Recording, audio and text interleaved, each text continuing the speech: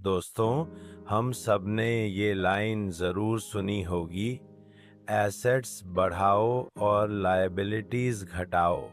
लेकिन असल में एसेट्स और लायबिलिटीज़ होते क्या हैं? और इन दोनों का हमारे जीवन और वित्तीय स्थिति पर क्या असर पड़ता है?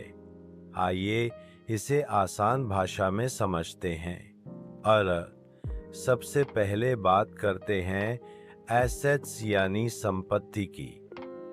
एसेट्स वो चीजें होती हैं जिनसे हमें सीधा फायदा या पैसा मिलता है, यानी जो हमारी जेब में पैसा डालती हैं। उदाहरण के तौर पर, अगर आपके पास कोई घर है और वो किराए पर दिया है, तो वो एसेट है क्योंकि हर महीने आपको किराया मिलेगा।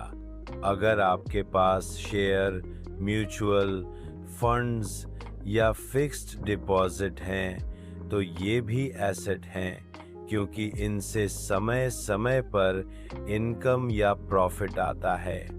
अगर आपने कोई बिजनेस शुरू किया है और उससे प्रॉफिट मिल रहा है, तो वो भी एसेट है।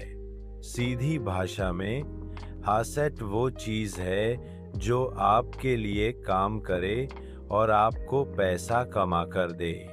अब समझते हैं लायबिलिटीज यानी देयताएं। लायबिलिटीज वो चीजें होती हैं जिनके कारण आपको हर महीने अपनी जेब से पैसा खर्च करना पड़ता है, यानी जो आपकी जेब से पैसा निकालती हैं।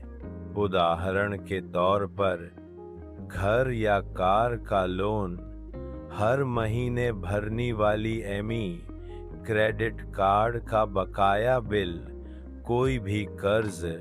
मतलब लायबिलिटीज वो बोझ हैं जिनकी वजह से आपकी कमाई का बड़ा हिस्सा बाहर चला जाता है। अब सबसे अहम सवाल, फर्क कैसे समझें? मान लीजिए आपने 30 लाख का घर खरीदा।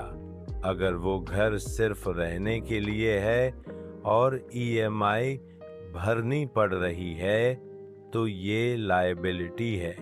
लेकिन अगर उसी घर को आपने किराए पर दे दिया और ईएमआई से ज़्यादा किराया मिल रहा है, तो वही घर एसेट बन जाता है।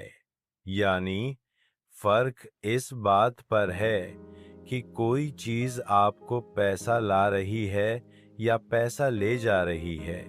और हर निष्कर्ष, सीधी भाषा में याद रखो, एसेट्स इक्वल्स जेब में पैसा डालें, लायबिलिटीज इक्वल्स जेब से पैसा निकालें।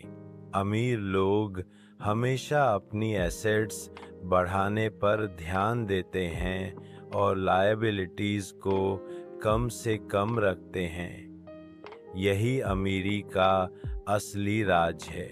इसलिए अगर आपको आर्थिक आज़ादी चाहिए, तो आज से सोचिए, मेरे पास कितनी एसेट्स हैं और कितनी लायबिलिटीज, और धीरे धीरे अपनी एसेट्स को बढ़ाइए और लायबिलिटीज को घटाइए।